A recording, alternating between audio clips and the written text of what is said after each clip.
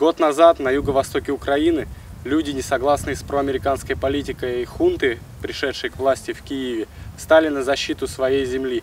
Тогда это были разрозненные отряды ополчения со своими харизматичными лидерами и слабым управлением. За год был проделан огромный путь от слабоуправляемой толпы до регулярной армии. Теперь мы начинаем серию репортажей о том, как регулярная армия Новороссии готовится к тому, чтобы защищать свой Донбасс. Мы снимаем различные подразделения на этапах их тренировок, в которых они оттачивают свои навыки в обороне, в наступлении. Таким образом, мы хотим показать, что вероятный противник столкнется не с разрозненными, в разной степени подготовленными отрядами ополчения, а с регулярной армией. И бои будут носить бескомпромиссный характер.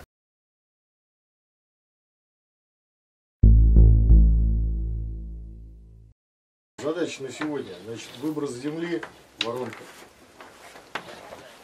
Глубина 1,50 м, диаметр 2. Группа минирования проводит занятия по решению огневых задач. Ну, практически вообще занятия практически подрыв того или иного объекта противника. А сейчас они сделали. Здесь одна из учебных групп занимается решением огневых задач. После того, как они решают, каждый из них решает задачи и допускается к выполнению данной уже на практике. Готовить заряд для подрыва рельса. Кто не решил огневые задачи, тот еще дополнительно получает задачи. И пока до конца не поймет, значит, они не допускаются к контрольным занятиям. У каждого разведчика-сапера есть своя задача. По этой задаче они получают инженерные боеприпасы и готовятся к подрыву того или иного объекта. Очередность, Илья. Я, значит, первый подрываешь. Сам. Инженерную яму готовим для того, чтобы подрывать элементы стальные, элементы разных конструкций, просто заряды изготавливать и подрывать, для того, чтобы осколки не летели во все стороны, а были строго направлены вверх. То есть никоим образом не могло задеть группу, потому что всего 100 метров кабель.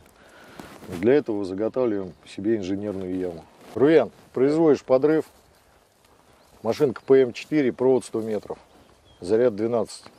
Давай, готовься. Готовься.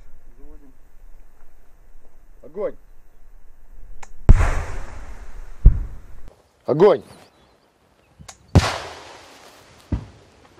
Имея численное преимущество, украинская армия может долго оставаться на оккупированных ею территориях, но в таком случае она должна понимать, что у нее в тылу будут находиться вот эти подготовленные бойцы, которые с легкостью уничтожат все армейские коммуникации и разрушат военную инфраструктуру. Устанавливаем швеллер. Это, как правило, является несущей балкой любой металлоконструкции, мостов, строений, сооружений любых и так далее.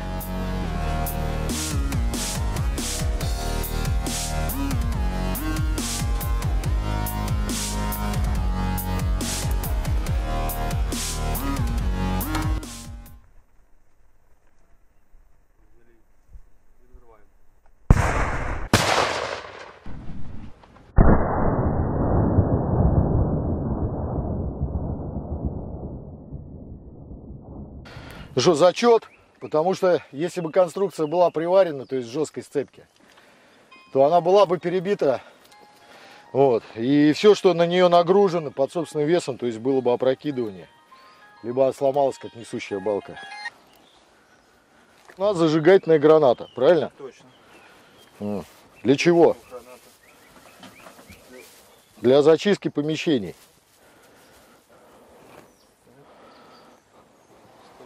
Да. Сплошные нанотехнологии.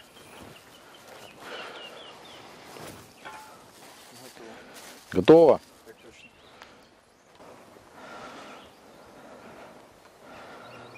Ты словесно еще говори, что там двигается.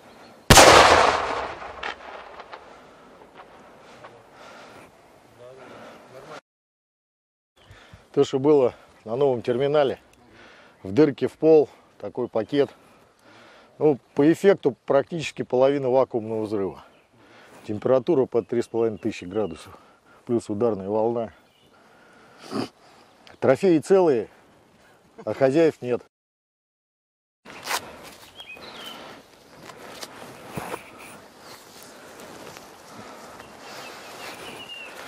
Навязываем шпагат сначала.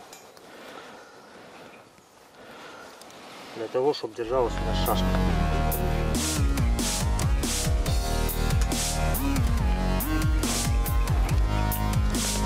Теперь и наш космолет будет держаться.